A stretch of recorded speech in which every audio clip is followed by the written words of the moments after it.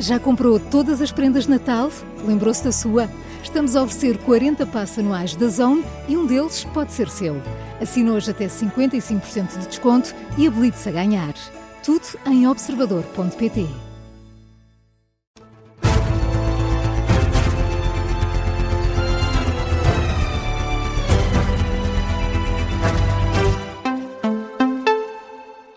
Jornal das 11 na Rádio Observador, com a edição da Diana Rosa. E, Diana, começamos com o debate para as presidenciais entre António José Seguro e Gouveia Melo. Os dois candidatos esgrimaram argumentos sobre qual tem mais competências para exercer o cargo. Esgrimiram, assim é que é. O argumento sobre qual tem mais competências para exercer o cargo de chefe de Estado. Estava difícil. Numa referência a palavras de Mário Soares, Gouveia Melo afirma que o candidato apoiado pelo Partido Socialista é inseguro. O Almirante acusa o adversário de não ser um líder verdadeiramente independente. O senhor doutor António José Seguro é um líder nem-nem. É um líder, não é um líder nem-nem. É um candidato nem-nem. Porque é nem líder... Saiu-lhe a boca para a verdade, não é? Quando disse líder. Não. Muito bem. É um candidato que não é um líder e também não é verdadeiramente independente. Rico. António José Seguro responde, afirma que Gouveia Melo é indigno para o cargo de Presidente da República.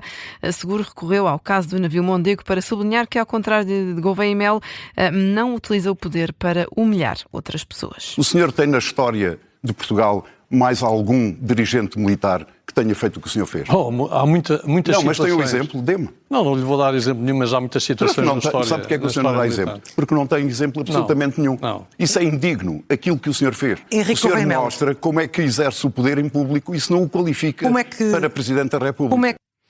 É esta a farpa deixada por António José Seguro a Henrique Gouveia e Melo. E os candidatos à presidência também reagiram às declarações desta manhã do Procurador-Geral da República sobre a Operação Influencer e o caso Spinum Viva. Amadeu Guerra afirmou que não tem agendas, recusou que o Ministério Público lance escutas ou provas para favorecer a opinião pública. Henrique Gouveia Melo avisa que falar não basta. Nós temos, nos momentos em que há eleições, libertação de casos e de dados que não se sabe de onde é que vêm, sobre processos que estão a decorrer e muitas vezes complexos sobre determinados atores, não me parece que seja bom para a justiça, porque isso é uma justiça de pelourinho. O Ministério Público pode dizer que não tem agendas, mas tem que parecer não ter agendas também. Não basta só dizer, porque tem que gerar confiança na população toda.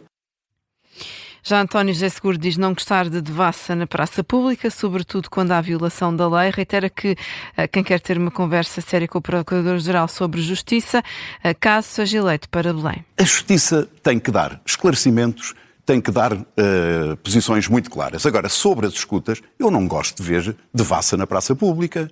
Eu não gosto de ver escutas, ainda por cima, escutas que nem sequer têm nada a ver com processos, mas mesmo tivesse, eram graves na mesma.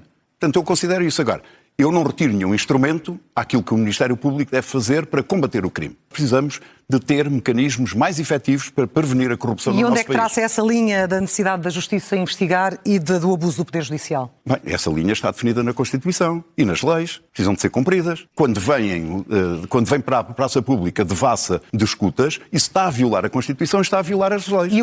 O próximo Frente a Frente é amanhã na RTP. Catarina Martins, candidata apoiada pelo Bloco de Esquerda, contra António Filipe, apoiado pela CDU. E o candidato presidencial António Filipe acusa o primeiro-ministro de usar o salário mínimo para tentar desmobilizar a greve geral convocada para dia 11 deste mês. Em causa o objetivo lançado por Luís Montenegro, que quer subir o salário mínimo para 1.600 euros até ao fim da legislatura. A CGTP já tinha considerado esta declaração um ato de desespero e um insulto aos 2,5 milhões de trabalhadores com menos de 1.000 euros por mês.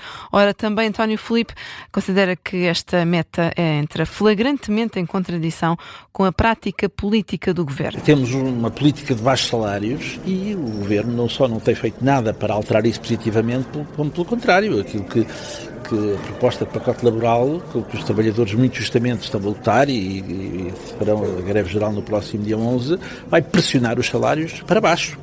E, portanto, o Primeiro-Ministro, perante a adesão previsível dos trabalhadores à greve geral do próximo dia 11, avança com uma proposta para um futuro longínquo relativamente à qual não tem demonstrado a mínima vontade política de querer concretizar. Portanto, é uma forma do Primeiro-Ministro procurar desmobilizar a greve geral.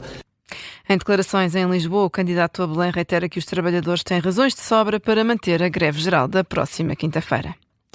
Neste Jornal das 11 seguimos com o plano de paz para a Ucrânia. O presidente ucraniano está a negociar 3 documentos com os Estados Unidos e com a Europa.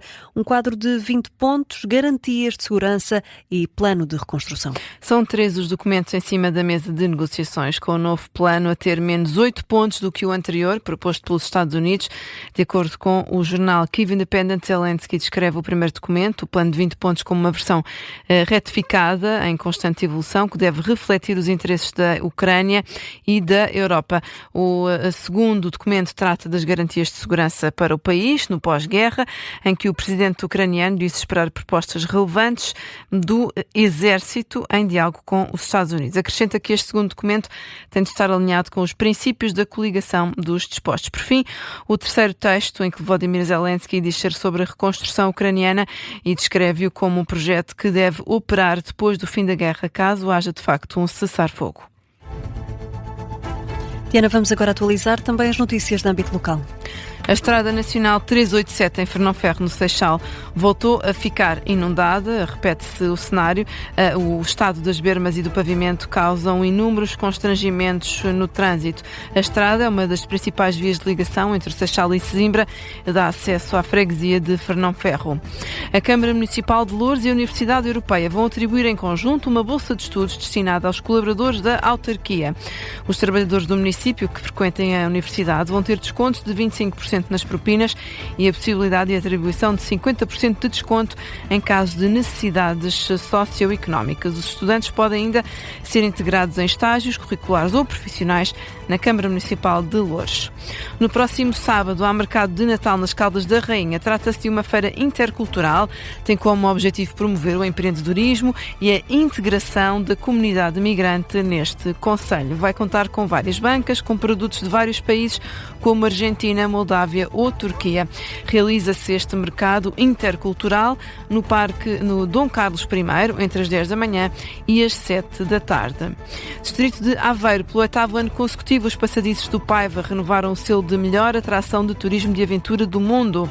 Com esta distinção, são já 22 os galardões no setor do turismo conquistados para os passadiços e também para Aroca. Numa altura em que comemoram o 10º aniversário, já receberam na última década estes passadiços cerca de 2 milhões de visitantes de mais de 140 países.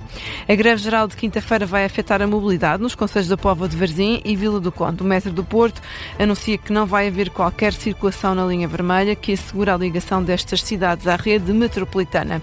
A paralisação vai deixar milhares de passageiros sem alternativa de transporte ferroviário. Para estes municípios, o não funcionamento da circulação significa a suspensão total das ligações à cidade invicta.